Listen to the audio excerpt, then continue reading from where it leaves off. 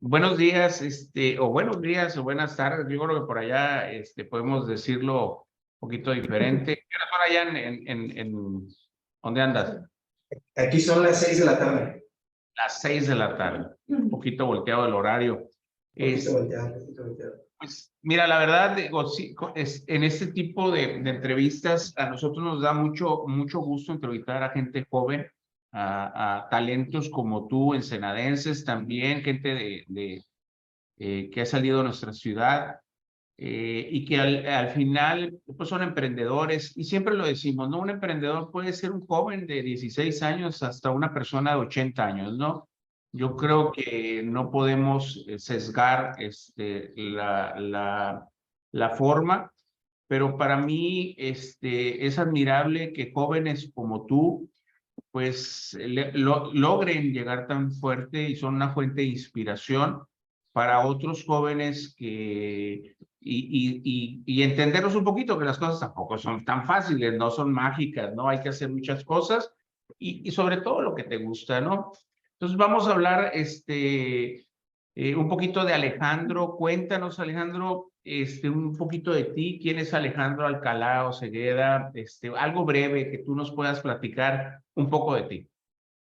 Claro que sí. Pues, en principio, agradecerle mucho la invitación. Para mí es un privilegio tener la oportunidad de platicar con usted, que es una persona que admiro y que sigo su carrera y sé de los aportes que le ha hecho al ayuntamiento y también sé de su carrera en el sector social y de su persona como un ciudadano más que como un funcionario. Eso es lo que aprecio mucho.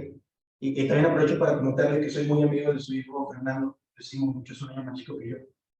Ah, Le fíjate, mando no. muchos saludos. Ahí le vamos a decir a Fernandito. Claro que sí. Eh, Como usted dice, me llamo Alejandro Alcalá Osegueda, mis amigos cercanos, familia, me dicen Alex de toda la vida.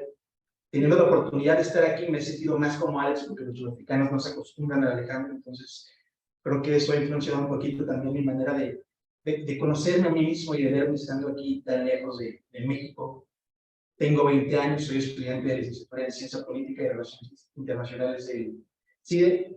Desde hace 4 años somos el segundo lugar a nivel nacional para la carrera de Relaciones Internacionales, siempre peleándonos el primer lugar con el Colegio de México. Desde muy chico me ha llamado la atención el periodismo, la administración pública y también desde muy joven me empecé a involucrar en estos temas. Tengo el privilegio de dar algunos discursos para el Ayuntamiento de Celaya desde que tengo 14 años, por allá desde 2017. Guardo muy buena amistad con las personas del Instituto de la Juventud. He tenido oportunidad también de publicar varios artículos en medios nacionales e internacionales. He sido laureado con campeonatos de ensayo, campeonatos de oratoria. También he tenido el privilegio de trabajar en la Cámara Nacional de la Industria de la Telecomunicación. Y mi área de enfoque, sobre todo dentro de este marco de las relaciones internacionales, es la cooperación económica y la integración regional. De hecho, en este sentido, la idea de venir a Sudáfrica fue porque Sudáfrica es el principal actor de esta región de África del Sur. Entonces, esto surge como una oportunidad de análisis, de aprendizaje para el marco que también vive México como un actor muy relevante dentro de América del Norte, que es su zona de influencia. Entonces, esto surge como una capacidad que podría tener México y que debería de aprovechar para ver qué está pasando de este lado del mundo y cómo lo podría extrapolar a su propio contexto. Oye, pues, ¿no? Y muy interesante, ¿no? Muy interesante, pues todo lo que nos platicas, digo que lo vamos a retomar un poquito ya con ciertas preguntas, ¿no? ¿Qué se siente haber sido reconocido como el premio, por ahí lo mencionas tú también, el premio municipal y estatal de la juventud en la categoría de aportaciones culturales democráticas? ¿Qué, ¿Qué te lleva a esto?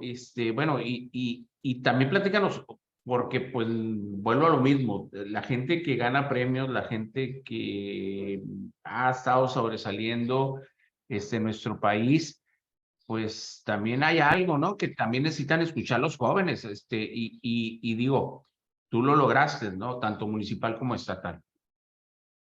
Claro, pues en principio es porque durante ese tiempo, estamos hablando de hace 3 años, yo encabezaba y sigo encabezando, aunque ahora de una manera un poco más paulatina, también por todas las responsabilidades que lleva la universidad y estar acá en el trabajo en Sudáfrica, un proyecto que se llama Sosiego.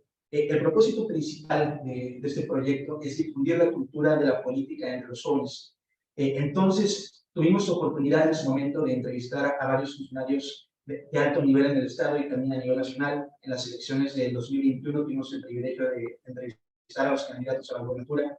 Y también sirve como un espacio para darle voz a jóvenes bajacalifornianos, en principio, destacados en sus respectivas áreas, que quieren tener incidencia dentro de la vida pública, sobre todo como informadores.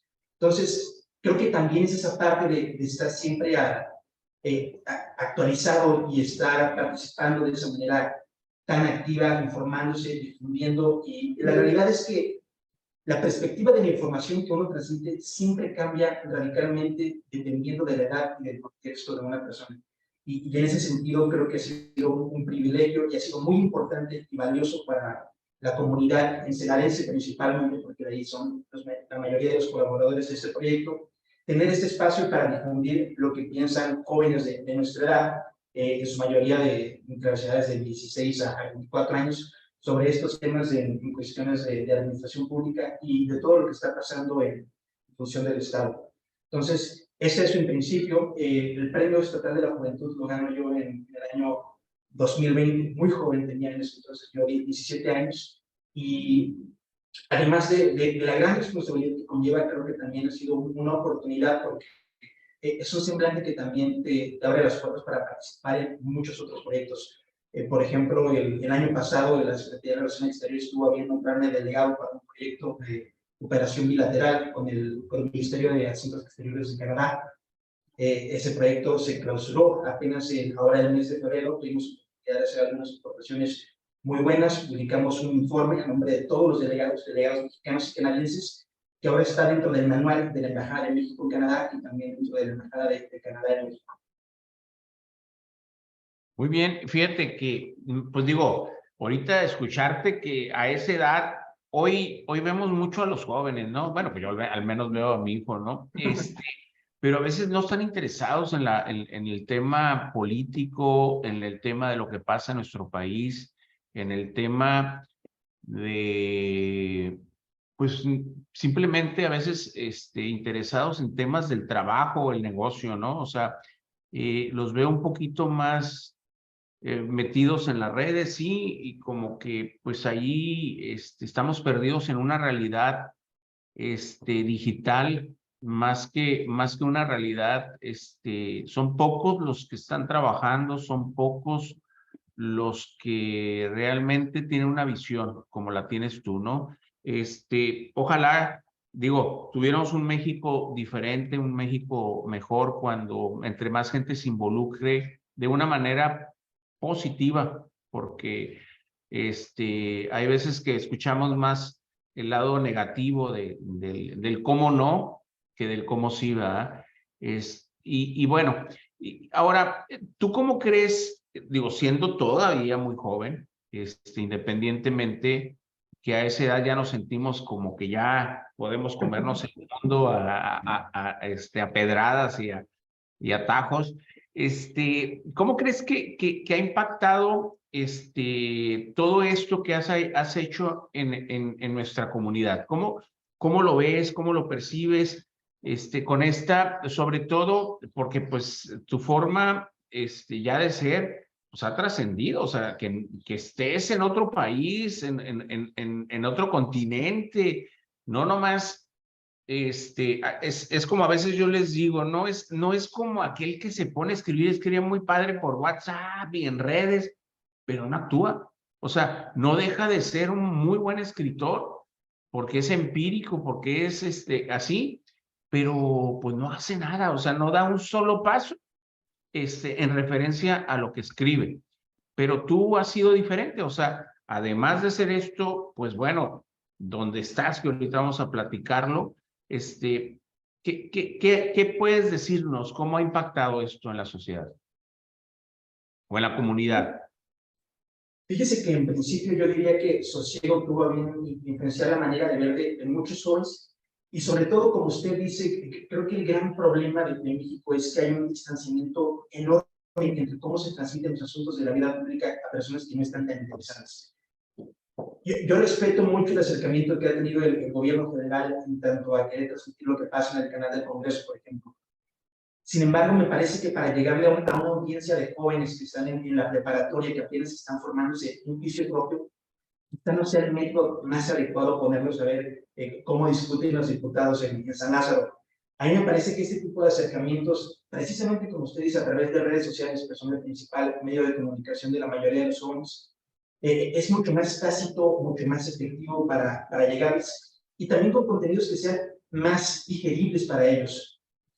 Creo que el gran tema, por ejemplo, es que también en la vida política mexicana, con respecto a los grandes ensayistas y a los comunicadores, muchas veces los ensayos y las comunicaciones que hacen, que difunden, son para un público mucho más educado, que yo no tengo ningún problema con ello, pero creo que sí hay que voltear a hablar un poco más a los jóvenes, y creo que en ese sentido, por ejemplo, Sosiego produjo mucho contenido que podría leer cualquier muchacho y relativamente interesado en eso, aunque no tenga quizá un capital cultural tan grande, o que no esté tan interesado en eso, y que ya un background de cierta manera dentro del tema de las cuestiones políticas.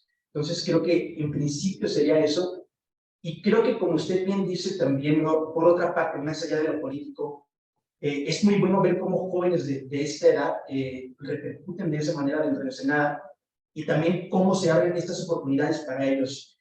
Ya no hablando solamente dentro del campo de lo político, sino también otras personas que se dediquen a difundir información, que son muy buenos escribiendo y que han tenido oportunidad de escribir en medios nacionales. Yo creo que eso es sumamente positivo para el Senado, simplemente en cuanto al reconocimiento como el que usted me da en este momento de invitarme a esta muy amable entrevista. Creo que eso es sumamente positivo para visibilizar lo que hacen las personas, y también para ponerle rostro pues, al esfuerzo de cierta manera y a la preparación que hemos tenido, y creo que es un esfuerzo que debe seguir en esa misma dirección.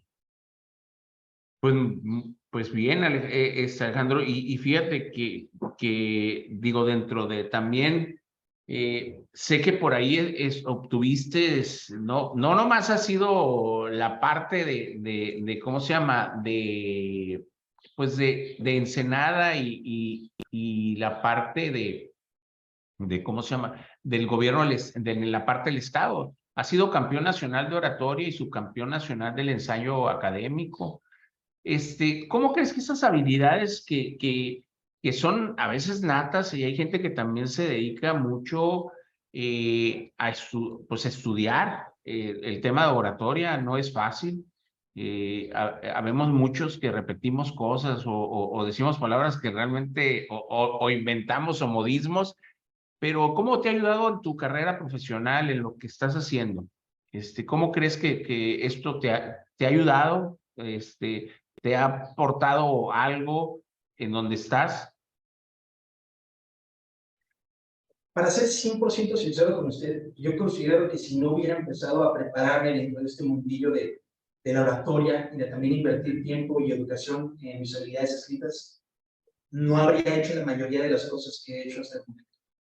Como usted menciona, creo que son habilidades que son difíciles de obtener, si bien es cierto que de alguna manera pueden ser natas. Creo que lo importante es ser constante y desarrollarse. Yo, por ejemplo, lo veo con mí mismo, y también lo miro con muchos colegas en edad que ya han tenido oportunidad de escribir en medios también relevantes a nivel nacional, también algunos medios internacionales. Creo que sobre todo a esta edad es muy importante nutrirse y leer. No hay manera de ser un buen escritor si no lees mucho. Y en ese sentido creo que lo principal es estarse informando, leyendo tanto noticias, cosas que pasan a nuestro alrededor, y también leer literatura. Eso es sumamente importante para aprender las principales técnicas para poder escribir un texto que sea sagaz, que sea argumentativo, que sepa cómo llegar al lector. Y creo que no hay más que decir más que la práctica en verdad hace al maestro. Yo, por ejemplo, me miro en comparación de otros compañeros del CIDE que tienen contrato fijo con algunas revistas, y creo que eso también sirve de inspiración para mejorar a mí mismo y para seguir trabajando en mis habilidades.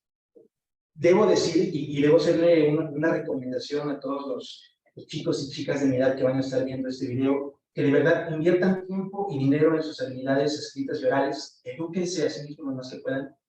La realidad es que se los va a pagar mucho. Son habilidades que no cualquier persona tiene. Ahora que estuve trabajando en Canacintra, también tuve la oportunidad de revisar varios artículos que muchos empresarios muy respetados y que yo estimo bastante de la comunidad han publicado a través de la columna de Canacintra, y creo que en ese sentido se puede ver cómo llegamos a cierta edad, y eso no quiere decir que no seamos exitosos, pero tenemos muchas oportunidades de mejora dentro del campo del escrito, y creo que eso habla mucho también de la presentación de una persona. La manera en que redactamos cosas tan sencillas como nuestro currículum, en mi caso, que ahora que tengo la oportunidad de estar aquí en la Embajada de Sudáfrica, sí hacen un cambio trascendental en cómo nos perciben las personas, y se diga de las habilidades orales. Creo que eso también influye mucho en la manera de presentar una idea, de presentar un proyecto, de cómo llegar a las personas, tanto en interacciones de negocios como en interacciones normales, sencillas, cotidianas. Entonces, sería esto, y de verdad les hago una atenta invitación a los jóvenes que invierten en sus habilidades orales y sobre todo en sus habilidades escritas. Les prometo que tanto en la vida laboral como en la vida académica es un consejo que les va a servir mucho y que les va a traer muy buenas utilidades a largo plazo. No, pues que digo, la verdad es un excelente consejo. Hay que invertir, y más cuando sabemos que podemos hacer algo diferente, no importa lo que sea, y es ahí donde tenemos que enfocarnos, porque eso es la parte que nos hace diferente a los demás. También nos podrías hablar un poquito de tus artículos más destacados. ¿Cuál fue la motivación de hablar detrás de él? Perdón. Claro que sí. Por ejemplo, dentro de mis artículos favoritos, es un artículo muy académico, eso lo publiqué hace más o menos un año y medio en la revista Libertalia, o sea, de Monterrey. Es un artículo que habla del liberalismo económico como lo conocemos, y cómo la idea que tenemos de él quizá ha trascendido de una manera un poco errónea en nuestro imaginario colectivo. Sobre todo ahora que México que tenemos está tan politizado dentro de qué es liberal, qué no es liberal, la diferencia entre el neoliberalismo y lo que no es neoliberal. Me parece muy importante tener en claro esos dos conceptos que pertenecen a una categoría política, ideológica, no necesariamente pertenecientes a ese contexto, sino que más bien las distintas sociedades lo han extrapolado al caso mexicano, por ejemplo, siendo que estos conceptos son en sí totalmente europeos y nacen dentro del marco de la literatura y de la teoría política. En ese sentido, por ejemplo, yo analizo cómo lo que conocemos como liberalismo económico ha alcanzado puntos de la sociedad que en realidad en ningún momento antes del siglo XX teníamos previstos que iban a alcanzar. Es un artículo de historia en principio, pero también que revela un poco cómo este impacto que quizá no vemos ha trascendido dentro de la cultura contemporánea. Podemos hablar de liberalismo como una corriente que tiene tres ejes principales. Entre ellos, los que más destaco son el económico y el político. Hay uno sociológico que pertenece a otra tradición que casi no se extrapola al debate político nacional. Sin embargo, ahí es muy importante rescatar lo que de verdad es liberal cuando hablamos de economía, es decir, el libre mercado, la participación de actores privados. También creo que lo que es liberalismo cuando hablamos en sí mismo de la política, ya no tanto de la economía, es decir, la participación plural de todas las personas. Y también es importante, y este es el punto central del artículo, diferenciar hasta qué punto esta corriente que muchas veces conocemos como socialista o que está un poco más apuntando a este sector político de izquierdas, tiene incidencia dentro del liberalismo y hasta qué punto es diferente. Por ejemplo, el socialismo en sí mismo se desprende de Fourier, que Fourier también se inserta dentro de la tradición económica, política de Rousseau, que es el principal autor del liberalismo.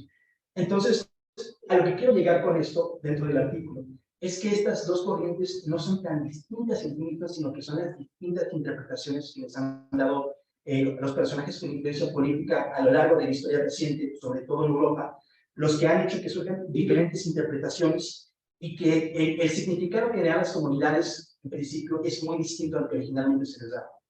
Ese es un artículo que recomiendo mucho, sobre todo para estudiantes de ciencia política, de economía, de primeros semestres que tienen un acercamiento un poco más real a estos conceptos que escuchamos mucho en la vida política nacional. De cierta manera me parece que se han vulgarizado y que son muy importantes de conocer. Otro artículo que destaco, por ejemplo, es uno que publiqué en la revista La Soga, con sede en Cataluña, sobre Alejandro Gómez Arias, que es uno de los principales intelectuales mexicanos. No se le da tanto el reconocimiento que tiene por un tema que casi no se menciona, pero es muy importante destacarlo, y es que fue la primera pareja sentimental de Frida Kahlo. Él acompaña a Frida Kahlo desde que tiene este trágico accidente en la Ciudad de México que va a marcar el resto de su vida. Sin embargo, más allá de eso, el retrato que tienen en los medios de comunicación y en los medios populares no refleja el impacto que tuvo en el México del siglo XX.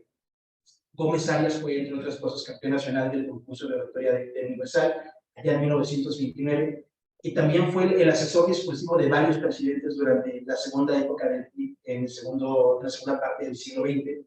Es un personaje al que siempre vale la pena volver, que tuvo mucha incidencia también en las revistas de la época y que de cierta manera no se le ha dado el crédito que merece.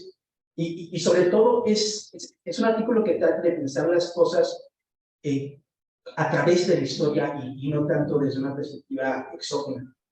Entonces, es un poco recuperar el papel tan importante que desempeñó este personaje en el México del siglo XX y cómo la escuela de oratoria que él estableció en México influyó en la mayoría de los discursos políticos y en la manera de escribir discursos políticos mucho tiempo después y que incluso imperaron.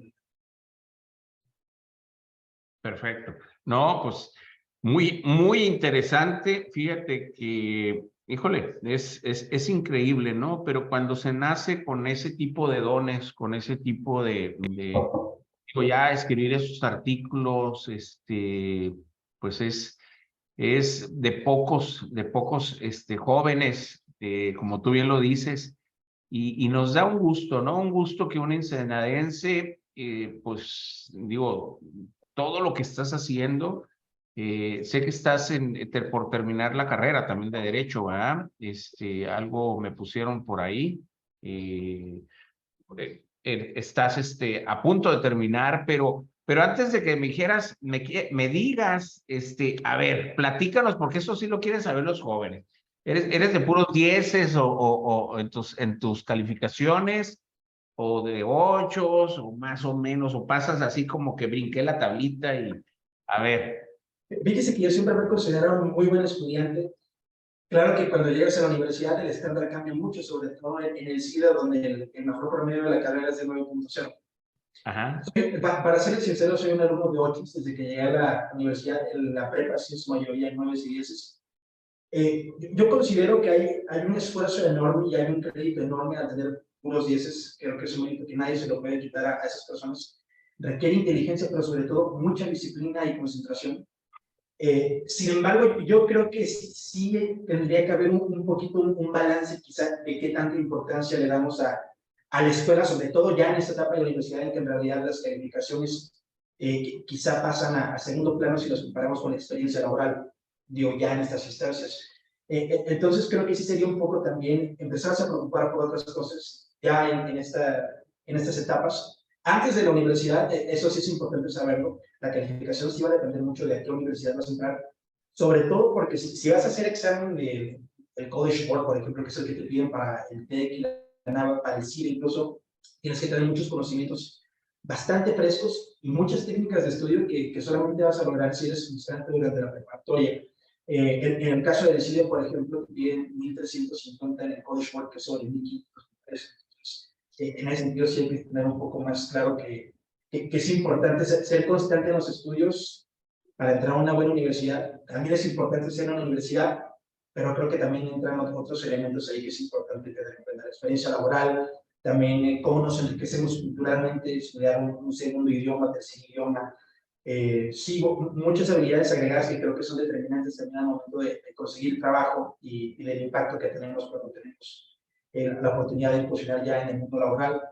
Digo, también hay que hacer aquí una diferenciación, ¿no? Si tu plan es hacer la maestría, el doctorado y dedicarte a la vida académica, claro que lo más importante siempre va a ser la calificación, porque es lo que te van a pedir si quieres aplicar a una universidad en Estados Unidos o una universidad en Europa, pero eso ya dependerá 100% de los objetivos de cada quien.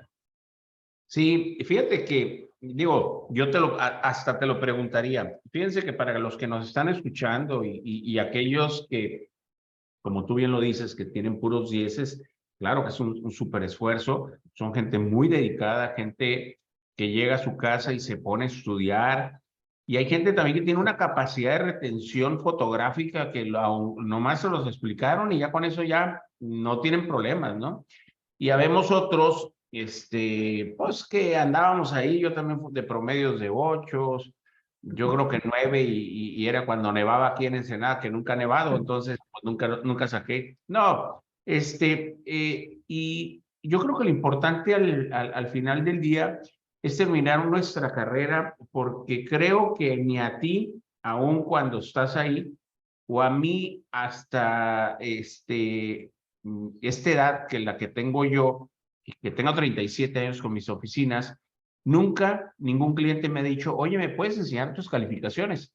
Es correcto. Y a ti creo que te hayan preguntado, o sea, lo que sí en su momento te dicen, oye, eres contador, licenciado, o sea, eso a lo mejor sí como parte de un título, pero a veces ni es más, yo creo que nunca en la vida he enseñado mi título, más que lo tengo colgado aquí aquí, en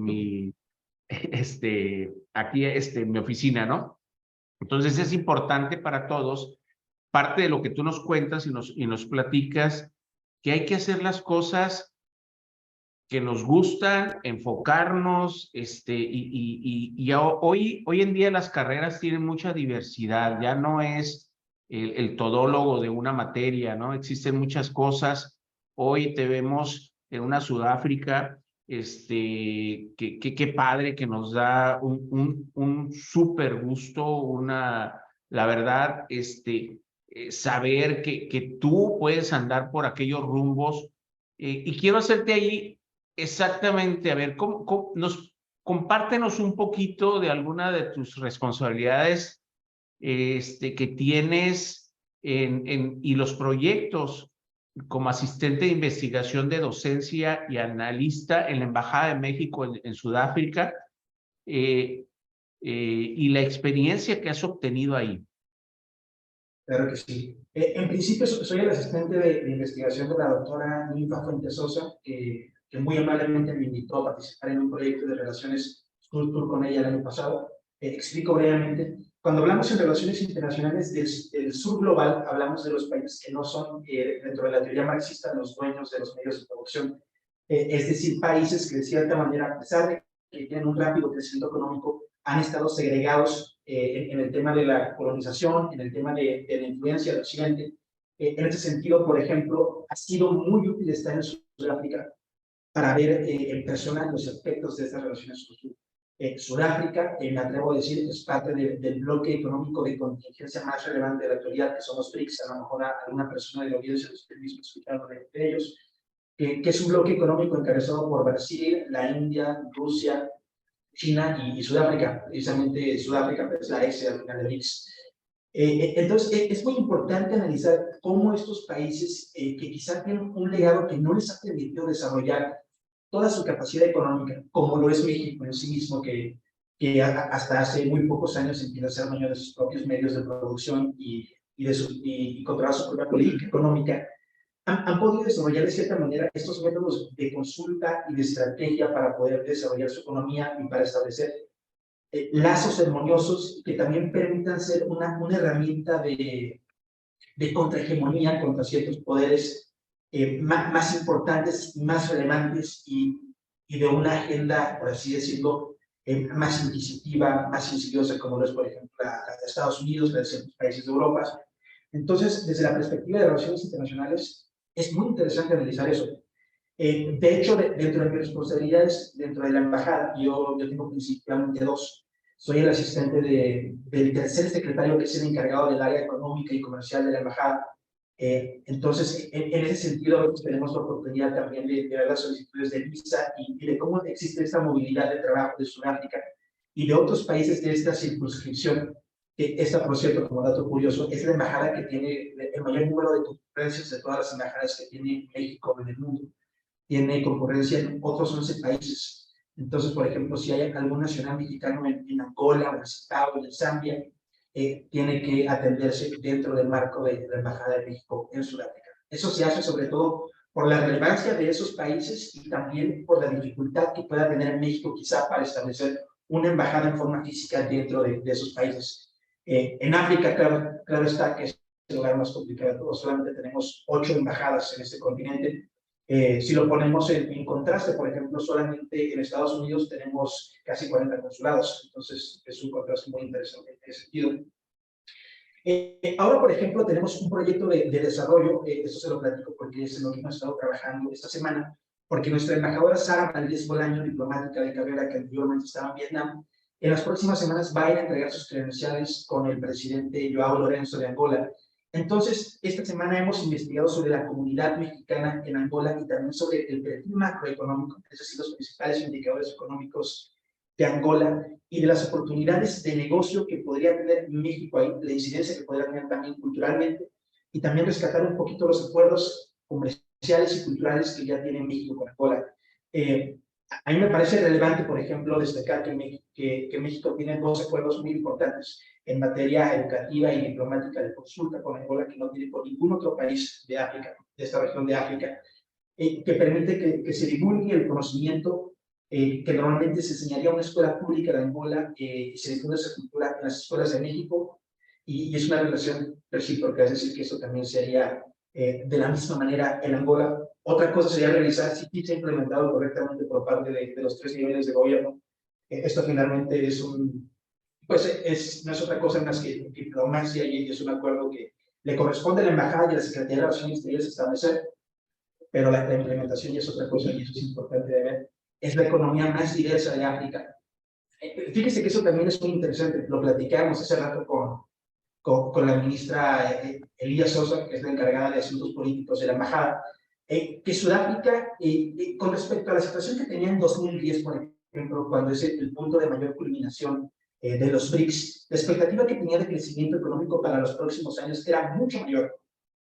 Ahora, después del tema de la pandemia, parece ser que la expectativa no es tan grande. Este año va a crecer menos del 1% su Producto Interno Bruto, es decir, que la actividad económica es muy pobre en comparación de otros años.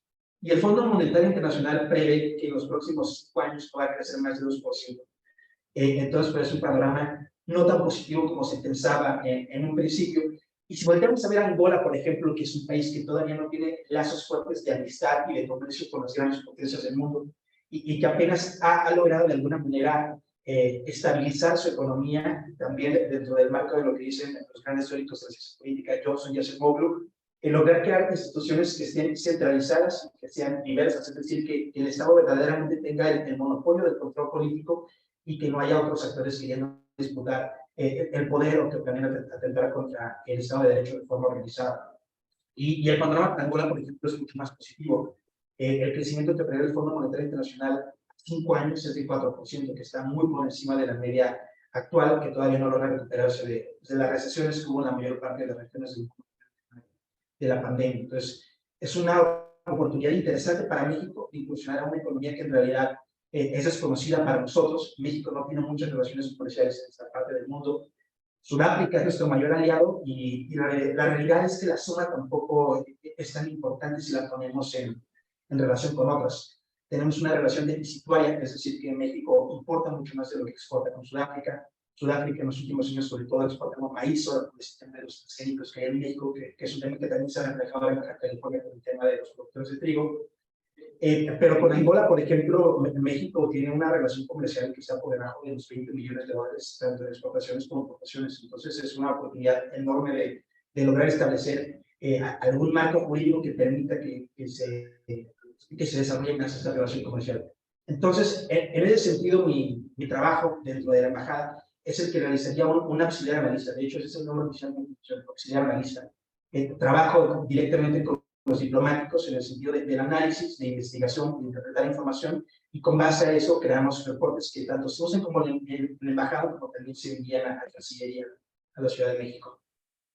No, pues muy interesante. Es un país con mucha diversidad, pero sobre todo, sí, también con mucha pobreza. Las calles, a veces uno te da el caminar, a veces sientes, pues digo, pues obviamente, claro que te sientes como un granito diferente entre toda la gente ahí. Es gente muy buena, gente muy buena, pero sí al turismo cuando va, pues te tienen casi acorralado, ¿no? O sea, para que, Sí.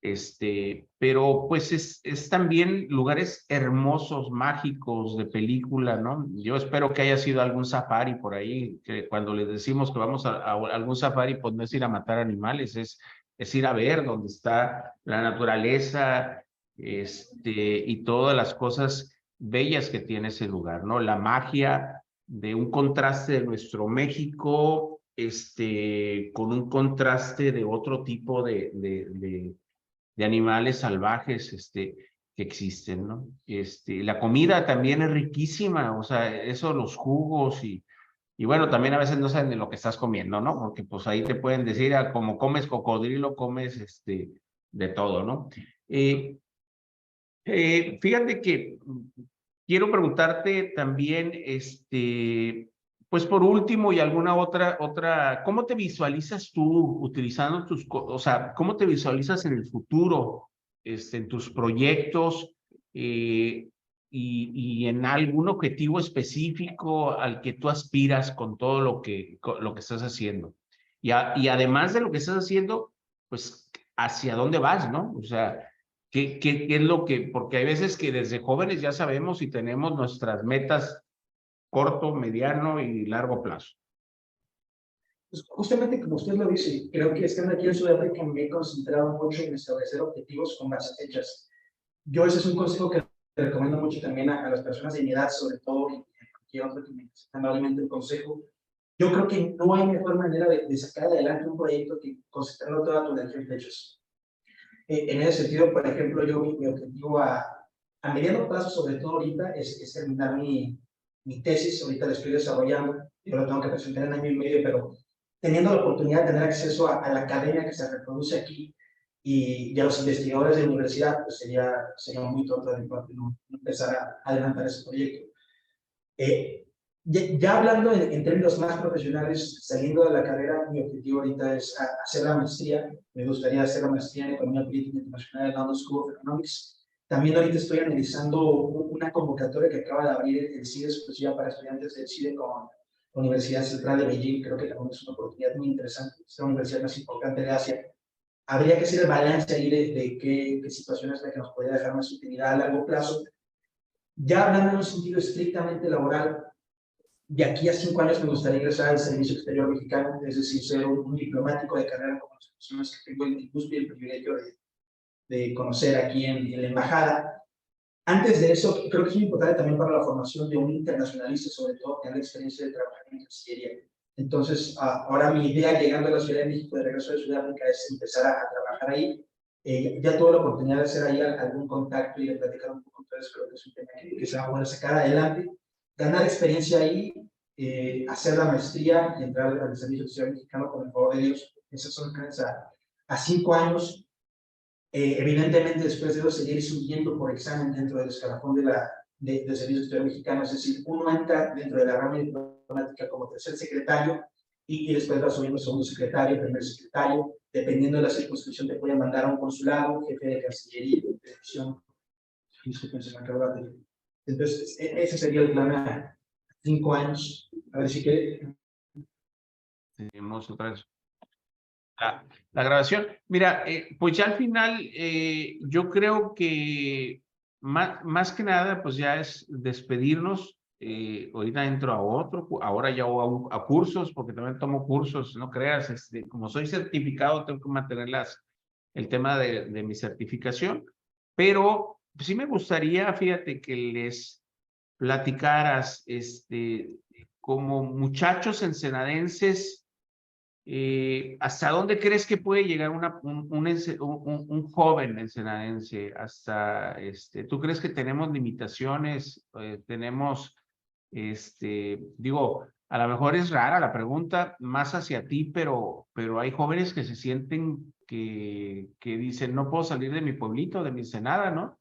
Y yo creo que no tiene que ver la posición socioeconómica, sino las ganas y la fuerza de querer hacer las cosas distintas, ¿no? Porque pues no se necesita tener mucho dinero para lograr como persona y romper a lo mejor las cadenas de lo que vienes con a lo mejor tus familias, porque fueron personas muy humildes, pero al final te dieron estudios y te dieron muchas cosas, y que puedas estar como tú lo estás, digo, independientemente, hablo en lo general y en sentido empírico, pero ¿qué les dirías ya por último a ellos y más que tú, ¿no? Porque pues eres un gran ejemplo para toda esta juventud que te va a estar viendo y que te va a escuchar. Yo en principio les diría que a pesar de lo que uno podría creer viendo a su alrededor, porque cuando uno no conoce el resto de México, me ha tocado escuchar a muchas personas hablar de la pobreza que hay en Ensenada, que si bien es cierto que es un problema, Ensenada también es uno de los municipios más ricos de México. De hecho, en el último reporte del INEGI, Baja California es el estado con menor cantidad de pobreza en porcentaje, es decir, el 22% de la población en comparación con el 48% vergonzoso a nivel nacional. Y también es el estado que tiene más capacidad de movilidad social, que es justamente lo que usted menciona. Entonces, creo que siendo baja californiano, ensenadense más precisamente también, de que pues, tiene una industria creciente hacia todos lados, tienes la oportunidad estando ahí de trabajar por tus propios medios para salir adelante y creo que también es una ciudad que te ofrece muchísimas oportunidades. En mi caso, yo decidí irme, no me fui obligado porque para mí lo mejor era irme a Ciudad de México porque es donde estaba la mejor escuela para lo que yo me quería desarrollar. Creo que esa es una oportunidad que se les presenta a muchos ensenadenses y creo que si están en la posibilidad de aprovecharla, aprovechenla, trabajen por sus sueños. Yo creo, yo por ejemplo, no me quiero jactar de eso, pero gracias a Dios también debo decir que es en parte un privilegio porque mis papás de cierta manera han tenido la oportunidad pues de darme educación de muy buena calidad y también el interés que he tenido yo después por educarme de esa manera, pero he tenido un ingreso por mi propia cuenta desde que tengo 16 años, entonces, pues a todos los muchachos que estudian y que se sienten en esa posibilidad de salir adelante y que quieren superarse, pues adelante. Yo creo que es un estado que tiene muchas oportunidades por ofrecer, es uno de los estados económicamente más activos del país, somos uno de los estados que más aporta al Producto Interno Bruto de México, a pesar de que es un estado de menos de 4 millones de habitantes. Entonces creo que eso es muy indicativo de la capacidad que tiene el baja californiano, tanto de producir ahí como por luchar por sus sueños y superarse. Y ahora en este contexto, también aprovechando ya para cerrar, a propósito de Sudáfrica, quisiera hablar un poquito de cómo el impacto de los jóvenes sí es determinante en el crecimiento de un país y sobre todo de las decisiones que toman en materia de políticas públicas, las legislaciones en torno al trato que le dan a sus jóvenes. Sudáfrica, por ejemplo, a pesar de que es un país, como comentábamos, que ha tenido un crecimiento a la baja con una relación con un Producto Interno Bruto muy por debajo de los niveles esperados de crecimiento en los últimos años, ha mantenido el capital europeo y el capital extranjero en el país, a pesar de todos los problemas estructurales muy difíciles de superar que tiene, porque es un país suscrito a muchos tratados internacionales. Entonces, como parte de la Organización Mundial del Comercio, es muy fácil para la mayoría de los países invertir su dinero en Sudáfrica porque saben que seguramente ese dinero será parte de este proceso que después será un mismo capital que saldrá hacia otro lado. Entonces, por esa parte, Sudáfrica, el gran pecado que ha cometido, que seguramente le dará repercusiones a mediano y largo plazo y que también se mira ahorita en expectativa que tiene el Fondo Monetario Internacional con respecto a su crecimiento económico, es que tiene una población que no está activa económicamente. Sudáfrica es el país que tiene la tasa de desempleo más grande del mundo y eso es principalmente porque el sistema educativo de Sudáfrica no ha invertido en capacitar a los jóvenes para producir desde la primera fila. Es decir, a pesar de que te ofrecen la posibilidad de cursar una carrera, no te ofrecen el espacio para ejercer esas habilidades y sobre todo no te ofrecen la posibilidad de aprender oficios de calidad, que también es muy importante y que en Baja California este tema del emprendurismo y de producir desde otros ejes alternativos ha sido muy importante para el desarrollo económico. En cambio, otros países, como mencionábamos hace rato, como Angola, tienen programas de consultas muy interesantes, sobre todo en materia de juventud. Ahorita uno de los principales inversores de Angola, que como platicamos tampoco es que sea una gran cantidad, pero que se está empezando a interesar y con el que ha empezado a firmar algunos acuerdos comerciales y de consulta este año, es Japón. Y la mayoría de estos tratados tiene que ver con que las instituciones de Angola, a pesar de ser un país muy pobre, sí han apostado a la educación y han apostado a que los jóvenes aprendan un oficio y a que incrementen de cierta manera su capital cultural. Entonces, es un país que en medio de muchos problemas de hambre, de enfermedades, ha sabido de cierta manera cómo educar a su población y eso le ha tenido muy buenas repercusiones. Ahora tienen un programa muy importante, por ejemplo, que ningún país en África tiene de consulta en materia aeroespacial, donde ingenieros recién egresados de las universidades de Angola están yendo a Japón para perfeccionar sus habilidades. Entonces, creo que eso es muy indicativo de cómo los sectores públicos tienen que trabajar para brindar a los jóvenes las oportunidades necesarias para que se puedan enriquecer tanto en materia educativa como en materia de capital cultural y para que se puedan superar a sí mismos. Y creo que también es muy indicativo de que pues, los jóvenes sí mueven a un país, o sea, toda la expectativa económica, financiera, de movilidad a futuro depende del esfuerzo y de la capacidad que tengan sus jóvenes. Pues muchísimas gracias. La verdad, Alejandro en Baja California, Ensenada y en México, y Alex allá en Sudáfrica, porque al final, muy interesante, yo creo que muy nutritiva todo lo que nos platicas, nos dices, y esa es la clase de gente que queremos siempre estar entrevistando, gente positiva, que ha hecho talentos como tú, que de alguna manera nos hacen grande a Baja California, nos orgullecen que son ensenadenses, y la verdad, pues nuevamente felicidades, te auguramos un éxito en todo lo que haces, vas como cohete para arriba, no es cualquier cosa estar allá ya en una embajada, ya estamos hablando de que diste un gran paso simplemente, es más, simplemente nomás para llegar hasta allá, hasta lejos, ¿no? Claro. Avientas muchos días, de viaje también, pero próximamente te vamos a ver en otros lugares más importantes cada vez. Alex, un placer nuevamente, muchas gracias y la verdad, después ojalá que podamos otra vez poderle tener la oportunidad de volverte a entrevistar. Cuando tengas algo, mándanos y luego lo damos a conocer aquí a nuestra comunidad, a todo el estado y a México. Claro que sí. Muchísimas gracias, al contrario, a usted por la invitación. Aprecio mucho que se haya dado el tiempo de platicar conmigo. Creo que es un esfuerzo muy importante y muy noble pues, de parte de una figura como usted, que es importante para el municipio, dar a conocer las actividades que hacen los jóvenes por acá en este lado del mundo. Entonces, se lo agradezco mucho en ese sentido. Antes de que terminemos la llamada, déjeme decirle que, como le comentaba, yo tengo oportunidad de conocer desde la prepa a Fernando y déjeme decirle que es una persona muy noble y le puedo decir a ciencia cierta que si le pregunta a cualquier estudiante le va a decir mismo de él. Es una persona muy inteligente, de muy buen corazón y eso habla mucho de la calidad que tiene en un padre como usted. Muchas gracias, Alex. Muchas gracias por tus palabras. La verdad que me llenan de orgullo escucharlo de ti también. Gracias, Alex, y un fuerte abrazo hasta allá. Claro que sí, un abrazote de regreso, cuídese mucho. Gracias y saludos. Bye bye.